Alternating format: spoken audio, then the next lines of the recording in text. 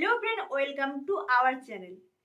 তো আমরা এই মিটিং করে ফিরলাম, খুবই টায়ার্ড, দেখতে পাচ্ছ অবস্থা, কারণ পুরো 2 ঘন্টা ধরে মিটিং চলেছে।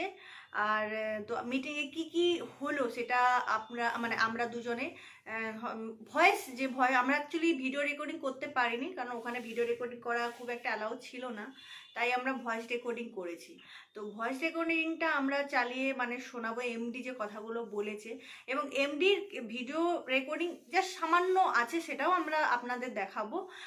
আর সত্যি কথা বলতে এমডি ওখানে অনেক কিছু বললেন, নতুন নতুন কিছু আপডেটও দিলেন।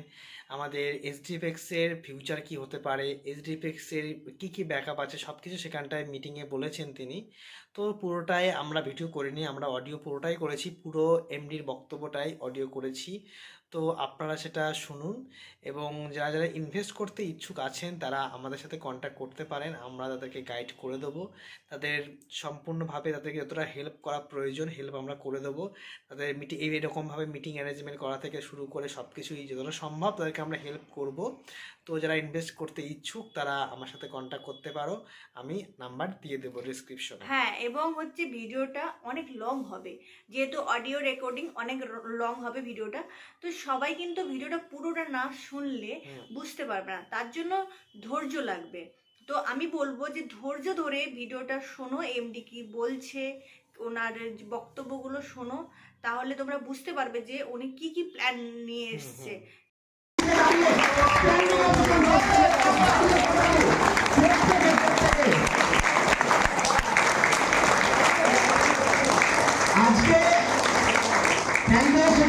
আজকে এই ব্যক্তি ছিল বলে আজকে কিন্তু আমরা প্রত্যেকে এক জায়গায়, এবং আজকে আমাদের প্রত্যেকের আজকে কিন্তু এই এইচডিএফএক্স আমাদের প্রত্যেকের এই পরিবর্তন। ওকে, থ্যাংক ইউ। সেই ছোট্টবেলায় যখন দেখেছিলাম আজ থেকে 10 বছর আগে, শেয়ার মার্কেট মানে জুয়া, এটা সকলেই জানতো। 10 বছর আগে এর অপোজিট খুব কম মানুষ মনে করতো। ম্যাক্সিমাম মানুষ কি বলতো, শেয়ার মার্কেট মানে জুয়া, এখানে নিঃস্ব হতে যায়। যেই গেছে পাড়ায় প্রতিবেশী অনেকেই আছে যে শেয়ার মার্কেটে গেছে, শেষ হয়ে গেছে।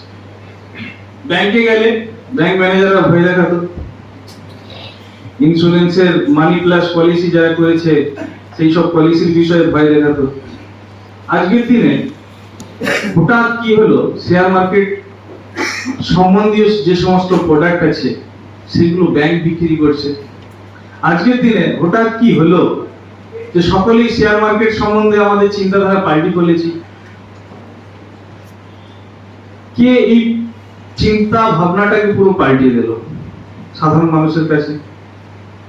ছোট্ট একটা নতুন কনসেপ্ট এসেছিল, মিউচুয়াল ফান্ড, তাই না?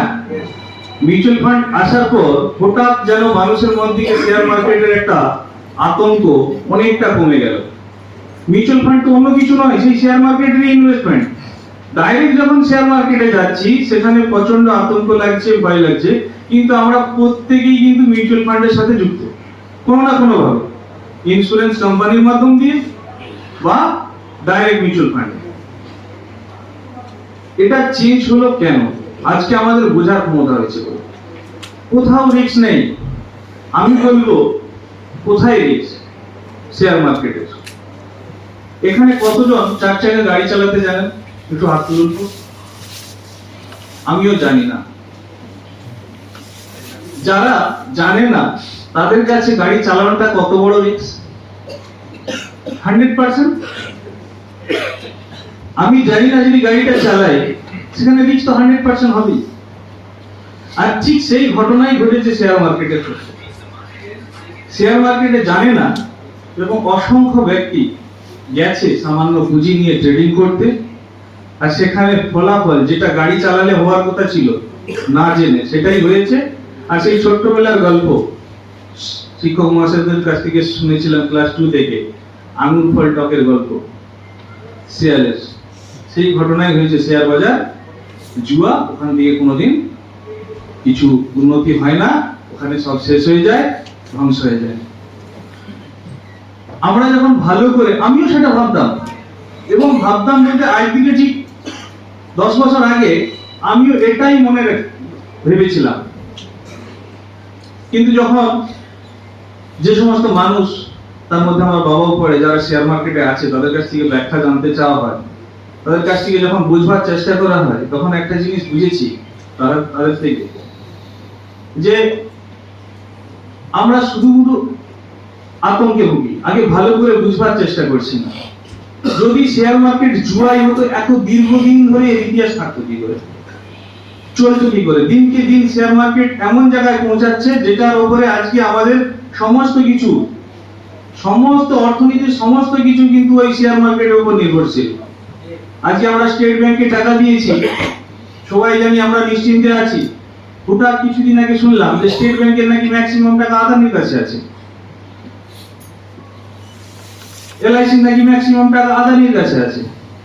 তাহলে ঘুরে ফিরে সবাই শেয়ার মার্কেটের সাথে যুক্ত কেন? তো শেয়ার মার্কেটের রিস্ক এই জন্যই, যে জন্যটা হচ্ছে আমরা না শিখে না জেনে ওখানে ট্রেডিং করতে গিয়ে লস করি, আর ফান্ড যখন শেষ হয়ে যায়, যেমন ওখানে ক্ষতি হলে কি হবে? অ্যাক্সিডেন্ট হলে মৃত্যু জীবনের, আর এখানে ক্ষতি হলে কি হবে? আমাদের অর্থের ক্ষতি হবে। তা সেটা ঘটে এসেছে। 97% মানুষ যারা ডেইলি ট্রেডিং করে, এখনো পর্যন্ত সমীক্ষা হচ্ছে 97% মানুষ যারা ডেইলি ট্রেডিং করে তারা শেয়ার মার্কেটে নিজেদের পয়সা হারায়। তাহলে কেন শেয়ার মার্কেটে যাব? আমাদের কতগুলো ভুল ধারণা আছে। যেমন আমরা যদি বলি, একটা প্রশ্ন করি, সাইকেল চালানো বেশি রিস্ক, সাইকেলের যাত্রা বেশি রিস্ক, না ট্রেনে যাত্রা বেশি রিস্ক, না প্লেনে যাত্রা বেশি রিস্ক? কোনটাতে বেশি রিস্ক? প্লেনে, তাই তো? একদম উল্টা। আজকের দিনে ভালো করে গোটা ভারতবর্ষ জুড়ে যদি সমীক্ষা করে দেখা যায় কত মানুষ সাইকেল থেকে পড়ে হাত পা ভেঙেছে আর কতজন প্লেন থেকে ক্ষতিগ্রস্ত হয়েছে, কে বুঝবে? হিসাব করে দেখবেন, প্লেনে আমরা রিস্ক কম। কারণ কি? রিস্ক প্রতিটা জায়গায় আছে, কোন জায়গায় রিস্ক নেই এরকম জায়গা নেই। রিস্ক প্রতিটা জায়গায় আছে, কিন্তু কোন জায়গায় রিস্কটাকে সঠিকভাবে ম্যানেজমেন্ট করে, সঠিক এক্সপার্ট দিয়ে সঠিকভাবে পরিচালনা করা হচ্ছে, সেই জায়গাটা আমাদেরকে বাঁচতে হবে। আমি যখন প্লেনে যাতায়াত করি নিশ্চিন্তে ঘুমাতে থাকি, ফোনের সুইচটাও অফ থাকে অটোমেটিক, কোনো ভয় নেই। কারণ আমি জানি, কিন্তু আমি পাইলটকে দেখিনি, আমি জানি যে চালাচ্ছে সে এক্সপার্ট। আমার রিস্ক অনেক কম, কিন্তু রিস্ক জিরো নয়, রিস্ক কোথাও জিরো হয় না, বিজনেসের ক্ষেত্রে তো হয় না। তো আমরা এই সমস্ত ভুল ধারণা থেকে আর ছোটবেলা থেকে এমন ভাবে মানুষ হয়ে এসেছি, আমার বাড়িতেও সেই ঘটনা ঘটে যেটা প্রত্যেকের বাড়িতেই ঘটে, যে কোনো জিনিস লস করতে নেই। আর ব্যবসা করতে গেলে সর্বপ্রথম যেটা করতে হয় সেটা লস। লস যদি না করি কোনোদিন লাভ করতে পারবো না। তাহলে লস করে শিখতে হয়, শিখার পর লাভের জায়গাটা আসে। সেক্ষেত্রে আমরা কিন্তু ওই লসের ভয়ে আমরা ওই জায়গায় আগাই না। আমরা পড়াশোনা করেছি ছোটবেলা থেকে, কি চিন্তা করি? হয় ডাক্তার হব, না হয় ইঞ্জিনিয়ার হব, না হয় মাস্টারমশাই হব, এই ধরনের চিন্তাধারা থাকে। পড়াশোনা শিখতে স্কুলে পাঠানোর সময় আমরা এটাই ভাবি না? বাবা মাও সেটাই ভাবে, কিন্তু কজন ভাবে যে ছেলে বড় হয়ে একটা ব্যবসা করবে?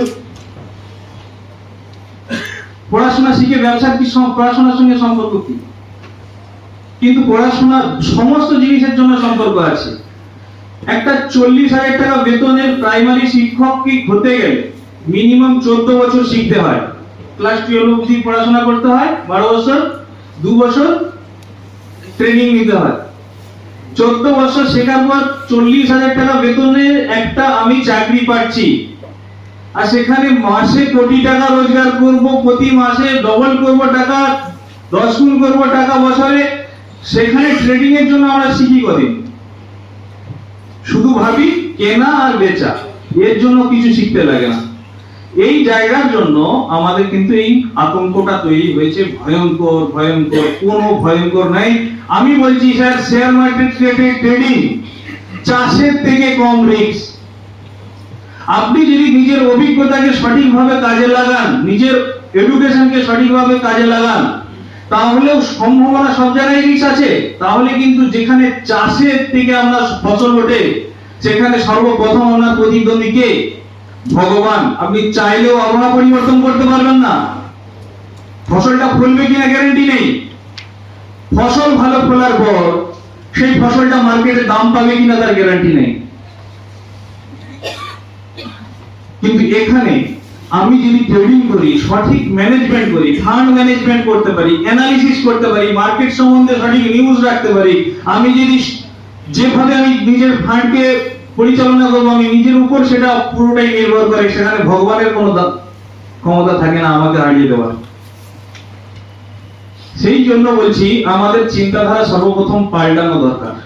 আর একটা চিন্তাধারা থাকে আমাদের, সেটা হচ্ছে একদম চরম ভুল চিন্তাধারা। টাকা রাখছি মানে, টাকা দিচ্ছি মানে সেটা হয় ব্যাংকের মতো সংস্থা হবে, নয় পোস্ট অফিসের মতো। এখানে কতজনের মনে হয় যে ব্যাংকের রিস্ক আর পোস্ট অফিসের রিস্ক আলাদা? সবাই ভাবে একই, কিন্তু ব্যাংক আর পোস্ট অফিস আলাদা জিনিস। ব্যাংক সার্ভিস দেওয়ার জায়গা, ব্যাংক আপনাকে সার্ভিস দেওয়ার জন্য তৈরি হয়েছে। ব্যাংক আপনার টাকা সুরক্ষিত রাখার জন্য নয়। যদি সুরক্ষিত রাখার জন্যই হতো তাহলে সরকার বলতো না যে ব্যাংক যদি উঠে যায় 1 লক্ষ টাকা বেশি ফেরত পাবে না। সুরক্ষিত রাখার জায়গা পোস্ট অফিস, ব্যাংক আপনার সার্ভিসের জায়গা, কিন্তু আমরা দুটোকে গুলিয়ে ফেলি। আর আমরা যারা ব্যবসা করার জন্য মার্কেট থেকে টাকা নিই, যে সমস্ত সংস্থা মার্কেট থেকে টাকা নেয় ব্যবসা করার জন্য, তাদেরকেও তুলনা করি ব্যাংক আর পোস্ট অফিসের সঙ্গে। কখনো তুলনা করলে হয় নাকি? সম্ভব না। তো এই সমস্ত ধারণাগুলোকে পাল্টিয়ে আমাদেরকে আলাদা করে বিচার করতে হবে যে কিভাবে কোন জায়গায় আমরা ইনভেস্ট করব। সেই জায়গা সম্বন্ধে সঠিক ধারণা নিতে হবে। ইনভেস্ট করার আগে 100টা পয়েন্ট, পজিটিভ পয়েন্ট খুঁজতে হবে যে এই জায়গায় আমি ইনভেস্ট করছি, এখান থেকে আমার কতটা গেইন হবে, কতটা রিস্ক আছে। বিজনেস মানে কি? যে কোনো ব্যবসায় আমরা কি দেখেছি? সর্বপ্রথম রুল, আপনাকে দাঁড়িপাল্লা ধরতে হবে, তাই তো? দাঁড়িপাল্লার কি হয়? দুটো থাকে, দুই দিক থাকে। এক পাশে থাকে রিস্ক, এক পাশে থাকে গেইন। আপনি কতটা রিস্ক নেবেন তার উপর নির্ভর করবে আপনার গেইন কতটা হবে। জিরো রিস্কে কখনো ব্যবসা হয় না। ব্যবসা 100% রিস্ক নিয়েই অনেকে করে, অনেকে সঠিকভাবে ম্যানেজমেন্ট করে সেই রিস্ককে কমিয়ে করে। বড় বড় প্রতিষ্ঠানগুলো তারা বড় বড় শিক্ষিত মানুষকে রেখেছে, সঠিকভাবে ম্যানেজমেন্ট করে তাদের ব্যবসাকে এগিয়ে নিয়ে যাচ্ছে। তাদের কখনো কি খারাপ পরিস্থিতি আসে না? আসে, সব সময় থাকতেই পারে, সেটাই তো রিস্ক, কিন্তু তারা সেটাকে ম্যানেজ করতে পারে। সেই জন্য আমরা কি ম্যানেজ করার জায়গা রেখেছি, আমরা কিভাবে পরিচালনা করছি, সেটা আগে আপনাদেরকে বুঝতে হবে। আমি ফরেক্স ট্রেডিং নিজে করছি, ইন্ডিয়ান ট্রেডিং করছিলাম। ইন্ডিয়ান ট্রেডিং করতে করতে ফরেক্স ট্রেডিং সম্বন্ধে জানলাম। দেখলাম এখানে যে ফ্যাসিলিটিস পাওয়া যায় সেটাতে যদি আমি 10 নম্বর দিই, ফরেক্স ট্রেডিং এর ক্ষেত্রে সেখানে আমি 100 নম্বর দেব। অনেকগুলো পজিটিভ দিক আছে। সবথেকে বড় পজিটিভ দিক, আমাদের ইন্ডিয়ান মার্কেট একটা ছোট্ট মার্কেট তুলনামূলক, ফরেক্স মার্কেট একটা বড় মার্কেট। আমি যদি ব্যবসা করি, আমার কাছে যদি দুটো সুযোগ থাকে যে এই নবদ্বীপের ছোট্ট একটা শহরে আমি একটা ছোট্ট দোকান নিয়ে বসবো, আর আমাকে সুযোগ দিচ্ছে কলকাতার বড় বাজারে একটা পাইকারি দোকানে পুরো দায়িত্ব আমার কোনো আত্মীয় আমার হাতে তুলে দিতে চাইছে। নবদ্বীপের সামনে তো আমার বাড়ি, তা আমরা অনেক মানুষই আছে না আমি বাইরে থাকবো না, আমার পরিবার আছে, আমি এই ছোট্ট দোকানটা নিয়ে থাকবো। কিন্তু একজন ব্যবসায়ী হিসাবে একজন যুবক ছেলের উচিত কি সেই চ্যালেঞ্জটা নেওয়া? সবাই অ্যাকসেপ্ট করবে যে বড় ব্যবসাটা আমি নেব। তো আমরা সেইখানেই চেষ্টা করছি যেখানে বড় মার্কেট, ছোট মার্কেটটাকে আমার কাছে যখন সুযোগ আছে আমি সেই মার্কেটটাকে ব্যবহার করব। হ্যাঁ, কিছু আইনি বাধা আছে, সেই বাধাগুলোকে আমাকে বুঝতে হবে, সেই বাধাগুলো আমার কেন আছে এবং সেইগুলো কাটিয়ে কিভাবে আমি ব্যবসা করে বেরিয়ে যাব। ব্যবসা করতে গেলে প্রতিপদে বাধা থাকবে। তো ফরেক্স মার্কেটে ট্রেডিং করছি, নিজে ট্রেডিং করছি, লস করেছি প্রথম, তারপরে শিখেছি, আস্তে আস্তে দেখছি লাভের মুখ দেখছি, তারপরে যখন দেখছি আবার লাভ করতে করতে যদি আগ্রহ থাকে কোনো না কোনো গুরুদেব মিলেই যায়। গুরুদেব ছাড়া তো আগে যাওয়া যায় না। তো সেখানে আমরা গুরু পেয়েছি, দেখলাম আমি যেটা করছিলাম তার থেকে অনেক বেশি অভিজ্ঞতা ওনার আছে। তো ওনার মাধ্যম দিয়ে যখন করছি তখন কিন্তু আমার আগে যতটা লস হতো এখন ততটা হচ্ছে না, বা আগে যতটা ভুলভাল আমি ট্রেডিং করতাম সেই ভুলটা এখন কম হচ্ছে। ঠিক আমি এক্ষুনি আসছিলাম, ওখান থেকে ট্রেন গেল, ট্রেনে কি হচ্ছে, মিনিমাম 1000 এর উপরে প্যাসেঞ্জার আছে, ড্রাইভার কজন, একজন। এই একজন ড্রাইভার এক্সপার্ট বলে এক জায়গা থেকে অন্য জায়গায় অল্প সময়ে সবাইকে নিয়ে চলে যাচ্ছে। হতেই পারে ওই ট্রেনের মাঝে কোনো জজ সাহেব বসে আছে, কোনো মন্ত্রী আছে, কিন্তু ক্ষমতার বল হোক আর অভিজ্ঞতার বল হোক, শিক্ষার বল হোক, অভিজ্ঞতা না শিক্ষার বল হোক, উনি ওই ড্রাইভিংটা করতে পারবেন না, ট্রেনের ড্রাইভিংটা করতে পারবেন না। আমি গাড়ি চালাতে জানি না, আমাকে গাড়ি ব্যবহার করতে হবে, 4 চাকা নিয়ে আসতে হবে, আমি কি করব? আমাকে ড্রাইভার রাখতে হবে যে এক্সপার্ট, কিন্তু সেই ড্রাইভার আমাকে কখনো কি লিখে দেয় যে আমি কোনোদিন গাড়ি অ্যাক্সিডেন্ট করব না, যদি গাড়ি অ্যাক্সিডেন্ট হয় যা ক্ষতি হয় আমি আপনাকে দেব? তাহলে কি করে, কোন ভরসায় গাড়িতে ড্রাইভার রাখি?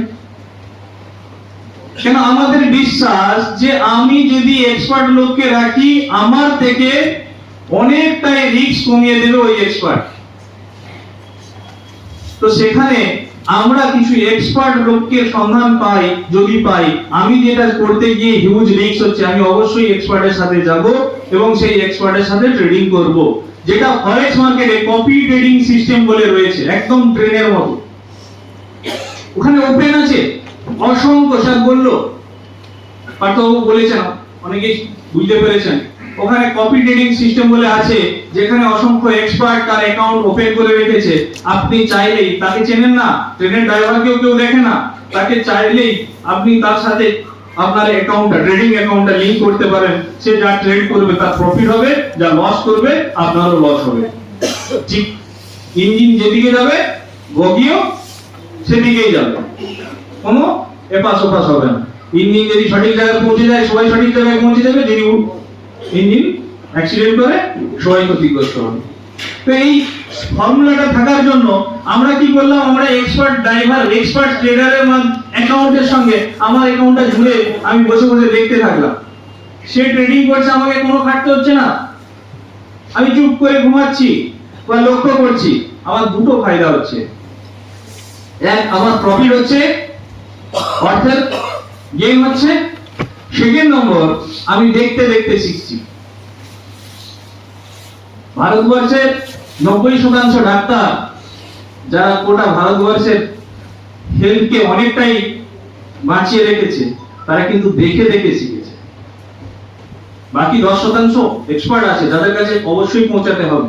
আমি যদি দেখে দেখে শিখি তাতে কিছুটা হলেও তো আমার কাছে ভরসা আসবে, কিছুটা হলেও শিক্ষা হবে। তো আমরা এসডিএফএক্স এর তরফ থেকে এই কাজটা প্রথম শুরু করি যে আমরা কোনো এক্সপার্টকে দিয়ে প্রথম ট্রেডিং শুরু করাই এবং নিজেরাও শিখতে থাকি। সেখান থেকে আমাদের আইডিয়াতে যে ঘটনা ঘটে আমরা দেখি যে যতই বলি ট্রেডিং এর রিস্ক থাকে, কোনো এক্সপার্ট ভগবান নয় যে প্রতিটা ট্রেডিং তার প্রফিট হবে। এক্সপার্ট ভগবান নয়, কোনো ড্রাইভার লিখতে পারে না যে আমার কোনোদিন অ্যাক্সিডেন্ট হবে না। তো এখান থেকে আমাদের মনে আরেকটা ভালো আইডিয়া আছে। যখন আমরা 5 জন হলাম, 10 জন হলাম, তখন আমাদের কাছে একটা ভালো আইডিয়া এসেছে। দেখলাম যে পৃথিবীতে আর একটা কনসেপ্ট আছে, আর একটা আইডিয়া আছে, যে আইডিয়াটা আমাদের দেশ থেকে সকলে ধার নিয়েছে, অথচ গোটা পৃথিবী জুড়ে বিপ্লব ঘটিয়ে দিয়েছে। কোন আইডিয়া? ইন্স্যুরেন্সের আইডিয়া, সোসাইটি আইডিয়া। ইন্স্যুরেন্সের আইডিয়া কি হয়? ইন্স্যুরেন্স তার কোম্পানির একটা সোসাইটি তৈরি করে, তার কোম্পানির গ্রাহকের, সেই গ্রাহকের থেকে সকলের থেকে টাকা নেয়, কেউ যদি মারা যায় তাকে ক্ষতিপূরণ দেয়। ইন্স্যুরেন্স এমন একটা কোম্পানি যে জানে প্রতিটা মানুষই মারা যাবে, তারপরেও সে সাহস নিয়ে বলে যদিও মারা যায় আপনাকে 10 গুণ টাকা দেবো, বলে তো? এত সাহস কার হয়? আমরা নিশ্চয়ই মারা যাবে না, অথচ যাবে সেটার উপরে রিস্ক নিতে পারি, কিন্তু ও জানে যে প্রতিটা মানুষই মারা যাবে, তারপরেও রিস্ক নিয়ে বলছে যে আমি মারা গেলে 10 গুণ টাকা দেব। সে লাইফের উপরে করেছে, যবে থেকে লাইফের উপরে প্রয়োগ করেছে, লাইফ ইন্স্যুরেন্স তৈরি হয়েছে, আমাদের ফ্যামিলির অনেকটা রিস্ক, ভবিষ্যতের যে রিস্ক সেটা কমে গেছে। ইন্স্যুরেন্স কোম্পানি রিকভারি দিচ্ছে তো, তারপরে আস্তে আস্তে সমস্ত জিনিসের দ্রব্যের উপরে ইন্স্যুরেন্স চলে আসছে, গাড়ির উপরে ইন্স্যুরেন্স, সেখানে সেম আইডিয়া তো, একই আইডিয়াতে চলছে, রিস্ককে ডিভাইডেড করছে। সেম আইডিয়াটা যেদিন শেয়ার মার্কেটে এসেছে সেই দিন মিউচুয়াল ফান্ড নাম হয়েছে, ওই ইন্স্যুরেন্সেরই আইডিয়া। আর ঠিক সেই মুহূর্তে শেয়ার মার্কেটে আমাদের কাছে যেটা রিস্ক ছিল সেই রিস্কটা অনেকখানি কমে গেছে। মিউচুয়াল ফান্ড কি করে, একটা কমিউনিটি থেকে টাকা তোলে, যার যত বড় কমিউনিটি তার কাছে তত ফান্ড, সেই ফান্ডটাকে কি করে এক্সপার্ট ট্রেডারদের দিয়ে, যাদেরকে বলে মানি ম্যানেজারকে দিয়ে বিভিন্ন কোম্পানির ইকুইটি কিনে রাখে। কোনো একটা কোম্পানির ইকুইটি কেনে না, অসংখ্য কোম্পানির ইকুইটি কিনে রাখে। সেখানে 30% কোম্পানির ইকুইটি যদি ডাউনেও যায়, একদম ক্র্যাশও খেয়ে যায়, বাকি 70% ইকুইটি থেকে সেটা কিন্তু রিকভারি হয়ে একটা প্রফিটের জায়গায় পৌঁছেই যায়। রিস্ক একটা থাকে যে হবে এরকম কোনো গ্যারান্টি নাই, কিন্তু ম্যাক্সিমাম ক্ষেত্রে পৌঁছেই যায়। তার কারণ কি, সেখানে ওই ফান্ডটাকে পরিচালনা করছে একজন এক্সপার্ট। আর আমরা সব সময় পরীক্ষা করে দেখে নিয়েছি এক্সপার্টদের এভারেজ কখনো নেগেটিভ হয় না। হবে না এটা বলছি না, হয় না, সাধারণত হয় না, ম্যাক্সিমাম টাইম হয় না। আমি বারবার বলেছি, ছোট্ট আপনি যদি প্রমাণ দেখেন, ছোট্ট যে কোনো সাধারণ স্কুল যেখানে সমস্ত ধরনের ছাত্রদেরকে নেওয়া হয়, আর যে স্কুলটাতে শুধুমাত্র এক্সপার্ট ছাত্রদেরকে নেওয়া হয়, তাদের যদি রেজাল্ট দেখেন, এভারেজ রেজাল্ট, ওখানেই প্রমাণ পেয়ে যাবেন যে একটা সাধারণ স্কুলের কিন্তু এভারেজ রেজাল্ট নেগেটিভ হতেই পারে। 100 জনের মধ্যে 40 জন ফেল হতেই পারে, 60 জন ফেল হতেই পারে, কিন্তু একটা ওই ধরনের স্কুল যেখানে এক্সপার্ট ছাত্রদেরকে নেওয়া হয়, সেখানে কখনো 80% নিচে সাকসেস আসে না। এই আইডিয়াটাই আমরা কাজে লাগিয়েছি কোথায়, ডেইলি ট্রেডিং এর ক্ষেত্রে। ট্রেডিং দু রকম হয়, একটা হচ্ছে স্টকের উপর, আপনি স্টক করে রাখছেন, যেমন আলু বন্ড কিনে রাখছেন, আর একজন খুচরো আলু বিক্রি করছে। আলুর বন্ড যে কিনে রেখেছে, প্রফিট করলে হিউজ প্রফিট, তাকে একটা টাইম রাখতেই হবে, আর লস হলেও হিউজ লস। কিন্তু যে খুচরো বিক্রি করে তার কাছে কিন্তু লসের চান্স কম, কিন্তু সে যদি সঠিকভাবে ব্যবসাটা না শিখে, ব্যবসার অভিজ্ঞতা না থাকে, তার কিন্তু 100% লস। তাহলে আমরা স্টকের ক্ষেত্রে বলছি যে আমাদের এখানে রিস্ক কম, সেখানে হয় আপনারা স্টক করুন। শেয়ার মার্কেটে যারা দেখবেন ইউটিউব ভিডিও আছে, সবাইকে বলে স্টক করুন, স্টক করুন, রিস্ক কম। আপনার স্টকের উপরে ভর করে তাদের ডেইলি ট্রেডিং এ গেইন হয়। আমরা সবসময় উল্টো শেখানো হয়, আমাদেরকে সবটা ক্ষেত্রে উল্টো শেখানো হয়। আপনি ডেইলি ট্রেডিং এ রিস্ক কম যদি আপনি সঠিক মতো শিখতে পারেন, সঠিক সময়ে নিয়ে সঠিক সময়ে বেঁচে বেরিয়ে যেতে হবে, এটাই ডেইলি ট্রেডিং এর নিয়ম। কিন্তু রিস্ক আছে, রিস্ক কম হতে পারে, রিস্ক জিরো হতে পারে না। তো সেই জায়গা থেকে আমরা কি করেছিলাম, একজন এক্সপার্ট ট্রেডারকে দিয়ে ট্রেড করাচ্ছিলাম। হঠাৎ করে দেখলাম যে আমাদের সাথে অনেক মানুষ জুড়ছে, জুড়তে জুড়তে আমরা একজন থেকে 5 জন, 5 জন থেকে 10 জন, 10 জন থেকে 15 জন ট্রেডারের সংখ্যা, এক্সপার্ট ট্রেডারের সংখ্যা বাড়িয়ে দিচ্ছি, এবং এক একটা গ্রুপ ক্রিয়েট করছি, যে গ্রুপের সঙ্গে এক একটা এক্সপার্ট যুক্ত থাকছে। ফান্ডটাকে আমরা ডিভাইডেড করে ট্রেডিং করাচ্ছি। মিউচুয়াল ফান্ড যেভাবে ট্রেডিং করছে, যে স্টক করে দিচ্ছে বিভিন্ন কোম্পানির, আমরা দেখলাম প্রত্যেককে যদি ফান্ড দিয়ে প্রত্যেকেই ট্রেডিং করছে, প্রত্যেকেই ট্রেডিং করে তার রেজাল্ট প্রকাশ করছে সন্ধ্যাবেলা। প্রত্যেকের রেজাল্ট কিন্তু সমান নয়, প্রত্যেকে বিভিন্ন বিষয়ে ট্রেডিং করছে, প্রত্যেকের রেজাল্ট কম বেশি হচ্ছে। কোনোদিন ম্যাক্সিমাম লোকের লস হয়েছে, কোনোদিন মিনিমাম লোকের লস হয়েছে, ম্যাক্সিমাম লোকের প্রফিট হচ্ছে।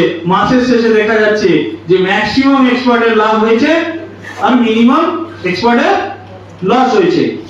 এরকমও কখনো হয়েছে যে ম্যাক্সিমাম মাসের শেষে দেখা যাচ্ছে ম্যাক্সিমাম এক্সপার্টের লস হয়েছে, কিন্তু আগের মাসে যেহেতু ম্যাক্সিমাম এক্সপার্টের প্রফিট হয়েছিল, আমরা বারবার এটাকে এভারেজ করছি, এভারেজের নিয়মে। এক তো 30 দিনের এক্সপার্টের এভারেজ হচ্ছে নিজের উপর, তারপরে 10 জন এক্সপার্ট 15 জন এক্সপার্টের মধ্যে এভারেজ হচ্ছে, তারপরে কোম্পানির সিস্টেমে সোসাইটির 12 মাসে এভারেজ হচ্ছে। এই এভারেজ রেজাল্টটা, টোটাল এভারেজ রেজাল্টটা যদি পজিটিভ হয়, এবং হওয়ার চান্সই বেশি, কেন ইন্স্যুরেন্সের নিয়ম যেখানেই লাগু হয়েছে, ইন্স্যুরেন্সের আইডিয়া যেখানেই লাগু হয়েছে, সেখানেই সাকসেস এসেছে, ফেল হয়নি। সেখানে কিন্তু আমরা সেইভাবেই, সেই আইডিয়া থেকে আমরা কিন্তু একটা ছোট্ট জায়গা থেকে শুরু করেছিলাম, সেই আইডিয়াটাকে মানুষ অ্যাকসেপ্ট করেছিল, প্রথম দিকে কিন্তু আমরা এত সোজাভাবে আসিনি। প্রথম দিকে যখন আমরা এই বিষয়টাকে নিয়ে বহু মানুষের কাছে বলেছি, এরকমও হয়েছে বাড়ি থেকে বেরানোর ঠিক সময়টা শুনতে পাচ্ছি পেছন দিকে কেউ গালাগালি করছে, পেছন দিকে গালাগালি করছে। কেউ বা যাকে শোনাতে গেছি তার পরিবারের কেউ লাঠি নিয়ে তাকে ভয় দেখাচ্ছে, কলমে আমাদেরকে ভয় দেখাচ্ছে। এরকম ঘটনা ঘটেছে। কেন? আমরা যে পার্সেন্টেজ রিটার্নের কথাটা বলি সেটা শোনার পর পশ্চিমবঙ্গের মানুষের যে অভিজ্ঞতা, তাদের কোনো দোষ নেই, পশ্চিমবঙ্গের মানুষের যে অভিজ্ঞতা, সেই অভিজ্ঞতা থেকে একটাই কথা আছে, এদের থেকে চিটিংবাজ দুনিয়ায় আর নেই, এদের মতো চিটফাট আর দুনিয়ায় আগে কখনো আসেনি। আজকে তাদের কাছে আমরা আমাদেরকে প্রমাণ করতে পেরেছি। অনেক এই গুড মর্নিং বললাম, আমি বিভিন্ন মিটিং এ বিভিন্ন জায়গায় বলতাম যে আমি কেন গুড মর্নিং বলি। আমার স্বপ্ন সব দিনই আছে যে আমরা এই আইডিয়াটাকে গোটা পৃথিবীতে ছড়িয়ে দেবো। কেন এই আইডিয়া গোটা পৃথিবীতে চলছে, মানুষ অ্যাকসেপ্ট করবে। যতদিন না ছাড়াতে পারি ততদিন আমি গুড মর্নিং বলে যাব। তো হাসতো, অনেক মানুষ হাসতো, তাচ্ছিল্য করতো, এইটুকু বাচ্চার ছেলে, গ্রামের ছেলে, কি এ আছে বড় বড় বগমাজি অবস্থা। আজকে কিন্তু 30টা দেশে আমাদের মেম্বার হয়েছে। সবচেয়ে আগে তাদেরকে ধন্যবাদ জানানো উচিত, রিয়েলি তাদের জন্যই, তাদেরকে চ্যালেঞ্জ নিয়েই আমার যে আরো বেড়ে গেছে। তো সেই আইডিয়া নিয়ে শুরু করতে করতে করতে করতে আমরা দেখেছি বহু মানুষের প্রশ্ন ছিল যে আপনার তাহলে যখন এই ধরনের ঘটনা বারবার ঘটবে, বেশি সংখ্যক ট্রেডারের লস, কম সংখ্যক ট্রেডারের প্রফিট, তখন আপনি ক্ষতিপূরণ দেবেন কোথা থেকে? আমি একটা কথাই বলতাম যে কখনোই সম্ভব নয়। আমরা বলতাম 100% রিস্ক শেয়ার মার্কেটে যখন সে নিজে ট্রেডিং করছে, সে যখন এক্সপার্টকে দিয়ে ট্রেডিং করাচ্ছে, সেই রিস্কটা 50% কমে যাচ্ছে, 50% রিস্ক আসছে। সেই 50% রিস্কটা যখন 10 ভাগে 10টা সোসাইটির গ্রুপে ডিভাইডেড হয়ে যাচ্ছে, তখন কিন্তু সেটা 5% এ চলে আসছে। ওই 5%টা যদি কোম্পানিতে 12 মাসে ডিভাইডেড হয় তাহলে 1% এ চলে আসে। তাহলে মিনিমাম কিন্তু আমাদের একটা রিস্ক আছে, সেটা 1% থেকে 2% হতেই পারে। সেই রিস্কটা কোথায় কোথায়? আমি বারবার একটা জায়গায় বলে গেছি, দুটো জায়গায় আমাদের রিস্ক থাকে। এক হচ্ছে ম্যানেজমেন্ট, যে ম্যানেজমেন্ট বলছে এনাদের প্রফিট হয়েছে, এনাদের দিকে একটা প্রফিটটা নিয়ে যাদের লস হয়েছে তাদেরকে রিকভারি করে দেবো, সে যদি এই কাজটা না করে বা সে যদি এনাদের দিকে নিয়ে রেখে দেয়, ওনাদেরকে না দেয়, সে যদি করে, সেখানে একটা রিস্ক থাকে। পরের উপর নির্ভরশীলতা মানে রিস্ক। কেননা আমরা দেখেছি যে বৃদ্ধ বাবা মাও নিজের ছেলের কাছে রিস্কেই থাকে। তো সেখানে যখন নিজে না স্বনির্ভর হব, সেখানে আমার রিস্ক একটা থাকেই। তো ম্যানেজমেন্ট হিসাবে সেখানে আপনাকে চয়েস করতে হবে, বাঁচতে হবে। যেভাবে স্যার বলে গেলেন কি হবে তার ঠিক নেই বিয়ের পর, কিন্তু আমরা সাধারণত বিয়ের সময় দেখেছি ম্যাক্সিমাম ক্ষেত্রে কিন্তু ফলাফল ভালোই হয়, খুব মিনিমাম ক্ষেত্রে খারাপ হয়। একটা ছেলেকে 2 ঘন্টা, 2 দিন, 20 দিন, 1 মাস ফলো করার পর তার হাতে নিজের বাড়ির সব থেকে ভালোবাসার মেয়েকে তুলে দেওয়া হয়। কেন? তাকে বিচার করতে ওই 1 মাসই যথেষ্ট। তো আমাদেরকেও আপনারা বিচার করুন আগে যে আমরা যে ম্যানেজমেন্ট আছে আমাদের কোম্পানি, সেই ম্যানেজমেন্ট তার নিয়ম ঠিক আছে কিনা। সেকেন্ড নম্বরে আসে প্রফিট লস, বিজনেসে প্রফিট লস থাকবে। তারপরে তাকে বিচার করুন তার কাবিলিয়ত আছে কিনা, তার দক্ষতা আছে কিনা, সে এর আগে কি ধরনের পরিস্থিতি সামাল দিয়েছে, কিভাবে করে এসেছে। সেই জন্যই আজকে যত পুরনো কোম্পানি, তত পুরনো কোম্পানিকে আমরা প্রতিষ্ঠান হিসেবে মানি। সব ব্যাংকের রুল সমান, কিন্তু স্টেট ব্যাংকে আমরা ভরসা বেশি করি কেন? সে সব থেকে বেশি পুরানো প্রতিষ্ঠান। যতদিন পুরানো হবে ততদিন তাকে মানুষ বেশি ভরসা করে, তাকে বোঝে যে সে করে এসেছে। তা আপনারাও আমাদেরকে ভালো করে বিচার করুন। বিচার করে আপনি আপনার পুঁজির একটা অংশ আপনি ব্যবসাতে লাগাতে পারেন, যে কোনো ব্যবসাতে লাগাতে পারেন। সেখানে ট্র্যাডিশনাল ব্যবসায় লাগাতে পারেন, না হলে শেয়ার মার্কেটে লাগাতে পারেন। ট্র্যাডিশনাল মার্কেটে লাগাতে গেলে ছোট পুঁজিতে হবে না, যে কোনো ব্যবসার ক্ষেত্রে বড় পুঁজি চাই, এবং সেই পুঁজির 70% পরিকাঠামো তৈরি করতে নষ্ট হয়ে যাবে। একটা চায়ের দোকান করতে গেল না, একটা কাঁচের দরজা দিয়ে ভালো ভাগ করে সাজাতে গেলে 1 লাখ টাকায় হবে না, অনেক টাকা চাই। তার মধ্যে যে টাকাটা আমি নিয়ে এলাম বা ব্যাংক থেকে লোন নিলাম তার 70% শুধু পরিকাঠামোতে শেষ, 30% নিয়ে আমি লেনদেন করছি।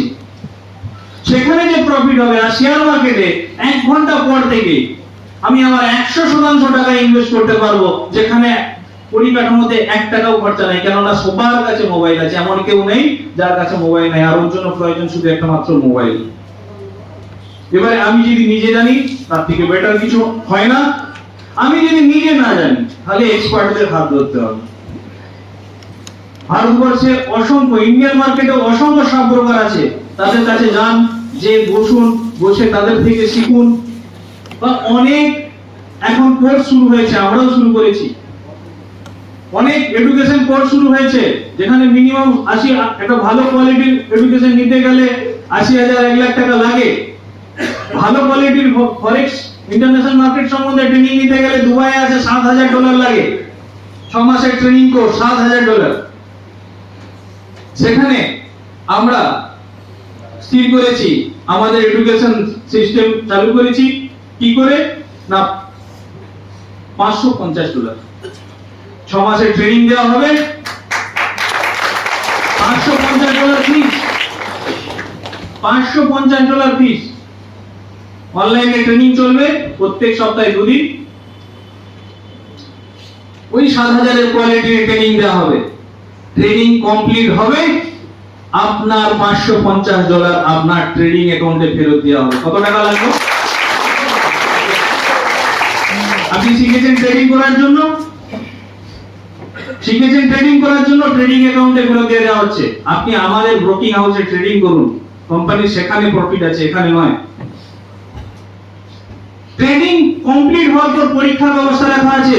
যদি পরীক্ষায় পাস করেন, পরীক্ষা কি, যেহেতু ট্রেডিং আপনার পারফরম্যান্স দেবে ট্রেডিং এর, পরীক্ষায় যদি পাস করেন, 2টো পরীক্ষা নেওয়া হবে, 2টো পরীক্ষায় যদি পাস করেন আপনাকে কোম্পানি মাস্টার ট্রেডার হিসেবে সার্টিফিকেট দেবে এবং মিনিমাম 5 লাখ টাকা স্যালারি হিসেবে আপনাকে কোম্পানি দেবে। এটা কোথা থেকে সম্ভব? এটা অন্যের ক্ষেত্রে সম্ভব নয়। কেন? কারণ আমরা যে যতজন এক্সপার্টকে আমরা বিভিন্ন জায়গা থেকে আমরা কি নিচ্ছি, সেই এক্সপার্ট গুলো বিভিন্ন সোর্সে আছে, তাদেরকে ভালো করে চেক করতে সুযোগ পাই না। তাদেরকে 1 মাস 2 মাস দেখে, তাদের পুরানো হিস্ট্রি দেখে আমরা নিয়ে নিই বা বারবার ফলো করতে থাকি। আমি যদি একদম সঠিক পরীক্ষার মাধ্যম দিয়ে আজকে 15 জন এক্সপার্ট, 30 জন এক্সপার্ট স্যার বললেন, যারা যদি 1000 জন পাস করে, সেই 1000 জনকে যদি আমার ফান্ড, টোটাল সোসাইটি ফান্ডকে আমি ভাগ করে ট্রেডিং করতে দিই, পরীক্ষিত এক্সপার্ট, সেখানে রিস্ক আরো ভাগে কমবে না কমবে না? কারণ সেই ফর্মুলা শুধু আমাদের ক্ষেত্রে সম্ভব, অন্য জায়গায় পারবে না। এই প্ল্যানিংটা কখন নিলাম? যখন দেখলাম যে আমরা সবসময় বলে এসেছি যে মিনিমাম রিস্ক ম্যাক্সিমাম গেইন। একটা ট্রেডারের ক্ষেত্রে 8% প্রফিট মাসে কোনোদিন সে অ্যাকসেপ্ট করতে পারে না। যারা ট্রেডিং জানে তারা আরো বেশি চায়। যারা ইন্ডিয়ান মার্কেটেও ট্রেডিং করে, অনেকেই ট্রেডিং করেন, ডেইলি ট্রেডিং, তাদের ক্ষেত্রে কি হয়, 1 লাখ টাকা ইনভেস্ট করে কজন করেন ইন্ডিয়ান মার্কেটে অপশন ট্রেডিং? 1 লাখ টাকা ইনভেস্ট করে মিনিমাম আপনার টার্গেট কি হয়, আজকে 10,000 টাকা রোজগার করব, 5,000 টাকা রোজগার করব, অনেকেই করে। কিন্তু উচিত বেশি নয়। আমার যদি মিনিমাম 500 টাকা রোজগার হয়, মাসে হয় 15,000, সেটা 15% দাঁড়িয়ে যায়। আমি একবার হয়েছিল, আমি যখন ওই ছোট্ট রুমে নিয়ে বসেছিলাম, একটা ঘটনা ঘটেছিল। প্রথম শুরু করেছি, বাচ্চা ছেলে লাইলন ব্যাগ নিয়ে ঢুকেছে, একজন সঙ্গে ম্যাডাম আছেন, ব্রাহ্মণ মানুষ। এসে আমি চেয়ারে বসে আছি, উনি বসলেন, ম্যাডাম বসলেন, ওনার মিসেস। উনি আমাকে বলছেন একটাই কথা, বলছে আচ্ছা আপনারা কি ব্যবসা করেন, আবার কি চিটিং বাড়ি খুলেছেন? সারদা কোম্পানি 6 বছরে ডবল দিতে পারেনি, আপনি 1 বছরে ডবল দিবেন, কি ব্যবসা করেন? আমি কত বারণ করেছি, তারপরেও টাকা নিয়ে চলে আসছে। আগে সারদায় টাকা ডুবিছে, তারপরে রোজভ্যালিতে ডুবিছে, আবার এখানে এসেছে। ওনার স্বামীকে বলছে, আমি কি বলবো বুঝে পাচ্ছিলাম না। আগে তো উনি মোটামুটি যেটুকু বোঝা যাচ্ছে, এখন ওই বিভিন্ন ম্যাডামদের সাহস হয়েছে, বিভিন্ন গ্রুপ ওয়াইজ যে থাকে না, প্রচন্ড স্পিড মুখে, আমি কি বলবো ঠিক করতে পারছিলাম না। আমরা বললাম শান্তভাবে বসুন, কত টাকা ইনভেস্ট করবেন বলে এসেছেন? না 1 লাখ টাকা। বললাম এক কাজ করুন, এখানে ইনভেস্ট করার দরকার নেই, আপনার বাড়ির পাশে একটা চা দোকান করুন, দুজনে মিলে ভালো করে পরিষেবা দিয়ে চা দোকানে থাকুন, চা দোকানটা চালান। যদি 1 লাখ টাকা রাখেন, নিশ্চয়ই আপনার অন্যান্য সরঞ্জামও রাখতে পারবেন, বিভিন্ন রকম স্টেশনারি। তাহলে ওটা নিয়ে আমি দিনে কত টাকা রোজগার করতে পারলাম? আপনি বলুন। 500-700 টাকা হবে। আমি বলি 500 বলবেন না 700 বলবেন? 500। তাহলে মাসে কত হয়? 15,000। আমি কত বলেছি? বলছে আপনি কি ওই ব্যবসা করেন? বলছে আমরা হ্যাঁ তাই করি। আমরা কি করি? শেয়ার মার্কেট গিয়ে ডেইলি ট্রেডিং করি, প্রতিদিনই কেনা বেচা করছি, 100 বার কেনা বেচা করছি, সেটাই করছি। শুধু আপনি ডাইরেক্ট করছেন, আমি ওখানে ডিজিটালি করছি। তো সেম জিনিস এগুলোই, একটু শুধু চিন্তাধারাকে পাল্টাতে হবে। সব থেকে বেটার জিনিস এখান থেকে পাওয়ার, যেটা শিখতে হবে। ট্রেডিং যদি শিখে যাই, ট্রেডিংটা যদি অনুভব করতে পারি, তাহলে আমাদের কাছে বিকল্প সবসময় অপশন থাকে রোজগারের। সেটা সব থেকে বেশি বুঝেছে মানুষ লকডাউনের সময়। লকডাউনে যখন সবাই হতাশাগ্রস্ত, তখন শুধু যারা শেয়ার মার্কেটে ছিল তাদের লস হোক লাভ হোক, হতাশাগ্রস্ত হয়নি। তাদের কাছে কাজের সুযোগ ছিল, বাথরুমের কোমরে বসে বসে ট্রেডিং করেছে, যেটা কিন্তু অন্য কোনো বিজনেসে সম্ভব নয়। আজকে যেখানে মেয়েরা বাইরে গিয়ে কাজ করতে গেলে চ্যালেঞ্জ, বিভিন্ন রকম সমস্যা, সেখানে কিন্তু এই বিজনেসটার ক্ষেত্রে তাকে চ্যালেঞ্জ করা, সেই ধরনের চ্যালেঞ্জের সম্মুখীন হতে হবে না। তো তাদের কাছে একটা অপশন, আমি যদি ট্রেডিংটা ভালো করে শিখি, আমি কিন্তু এখান থেকে একটা বিকল্প রোজগারের সম্ভাবনা তৈরি করতে পারবো, যেটা যদি একবার ভালো করে শিখে যাই, আজকে আমি বলছি বিকল্প, সেদিন হবে কিন্তু সেটাই মূল রোজগার। যেদিন আমি শিখে যাবো সেটাই মূল রোজগার। তো মূলত আপনারা আসুন, নিজেরা ট্রেডিং করা শিখুন, আমাদের এডুকেশন কোর্স নিতে পারেন, নেন। আমরা তার মাধ্যম দিয়ে ভালো ভালো এক্সপার্ট দিয়ে যতটুকু তথ্য আপনাদেরকে দেওয়া যায়, সেই তথ্য দিয়ে যতটুকু পারবো নলেজেবল করার জন্য। এবং সবচেয়ে মূল যেটা জিনিস এখানে শেখা, যে লস কেন হয় এটা শিখতে লাগে, লাভ কিভাবে হবে শিখতে লাগে না, এটাই শুধু মাথায় রাখবেন। লস কেন হয় এটা শিখতে লাগে। যাই হোক, আমরা শুরু করেছিলাম যেখান থেকে ছেড়ে গেলাম, যে মিনিমাম রিস্কে ম্যাক্সিমাম গেইন আমরা দিচ্ছিলাম। যে গেইনটা কিন্তু ট্রেডারদের কাছে কম, কিন্তু আমাদের ইন্ডিয়ান মানুষের ক্ষেত্রে ওটা ম্যাক্সিমাম। 8% মানে যথেষ্ট, 8 থেকে 10, 4 থেকে 10 যথেষ্ট।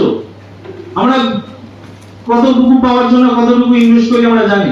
তার থেকে তাহলে আমি যদি মিনিমাম একটা পার্সেন্টেজ, ওখানে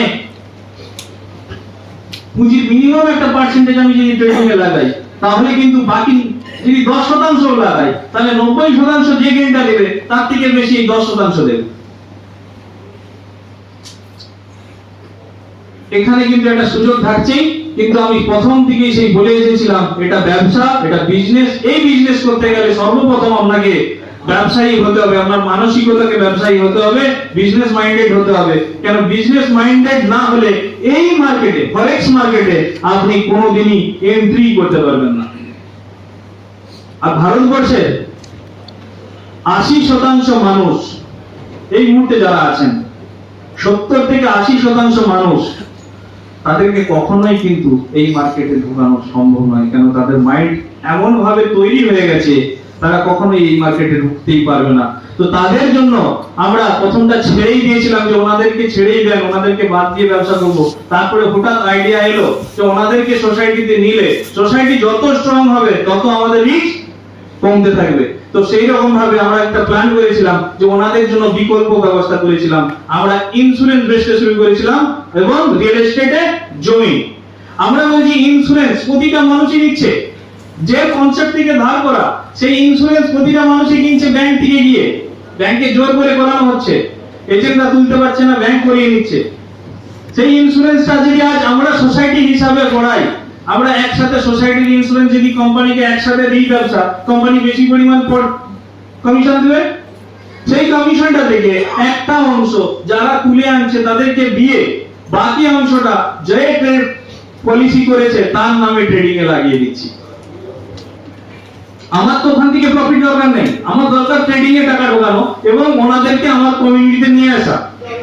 আমি যখন একসাথে বাল্ক বিজনেস করছি আমাকে বেশি কমিশন দেবে, সেই কমিশনের যেটা আমার কাছে এক্সট্রা আসছে একটা অংশ আমি এজেন্ট হিসাবে যে আনছে তাকে দিয়ে বাকি অংশটা যে পলিসি করেছে তার নামে ট্রেডিং এ লাগিয়ে দিচ্ছি এবং সেই ট্রেডিং থেকে আমরা ইন্স্যুরেন্সে প্রতি মাসে 1 লাখ টাকার পলিসির উপর, ট্র্যাডিশনাল পলিসির উপর অবশ্যই 1 লাখ টাকার পলিসির উপর প্রতি মাসে 2% করে মানে 2000 টাকা করে আমরা আমাদের সোসাইটির তরফ থেকে তাকে দিতে থাকি। বছরে কত হয়? 24%। ইন্স্যুরেন্স কোম্পানি কত পার্সেন্ট দেয়? যে ম্যাক্সিমাম মিনিমাম 6 থেকে 8%, আর আমরা দিচ্ছি 24% এক্সট্রা। রূপার একটা আংটি কেনার জন্য সোনার চেন ফ্রি।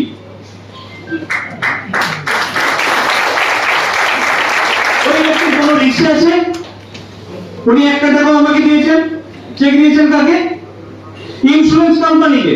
আর ব্যাংকে যদি ওটা করতেন, ব্যাংক 1 টাকাও দিত ওনাকে, ব্যাংক ওনাকে পরিষেবা দিত, কোনোটাই দিত না। কিন্তু সেটাই আমার সোসাইটি হিসাবে যখন আমি সোসাইটির দিকে পাচ্ছি, সোসাইটিকে ব্যাংক দিচ্ছি, সেটার মাধ্যম দিয়ে এই সোসাইটি স্ট্রং হচ্ছে। এটা যুক্তির মধ্যে কোথায় ভুল আছে? রিয়েল এস্টেট কোম্পানি, মানুষ সাধারণত গোল্ড, রিয়েল এস্টেটে জমির উপর টাকা ইনভেস্ট করে সাধারণ মানুষ। সেই জমি বিভিন্ন রিয়েল এস্টেট কোম্পানির কাছে প্লট কিনছে, তারা রিয়েল এস্টেট কোম্পানি কি পরিমাণ প্রফিট করে সকলেরই জানা আছে। তো সেম জিনিস যদি আমি ওইখানেও কাজে লাগাই, আমি দেখেছি যে বিজনেসগুলোতে প্রফিট বেশি সেখানে যদি আমি ইনভেস্ট করি, সেখানে যদি বিজনেসটাকে নিয়ে নিই, তাহলে ওই প্রফিটটা ট্রেডিং এ লাগাতে পারবো। আমি রিয়েল এস্টেট বিজনেসে দেখছি আমি প্লটিং বিক্রি করছি, সেখান থেকে আমার একটা বড় অ্যামাউন্ট প্রফিট হচ্ছে, সেই প্রফিটের টাকাটা ওনার নামে ট্রেডিং এ লাগাচ্ছি।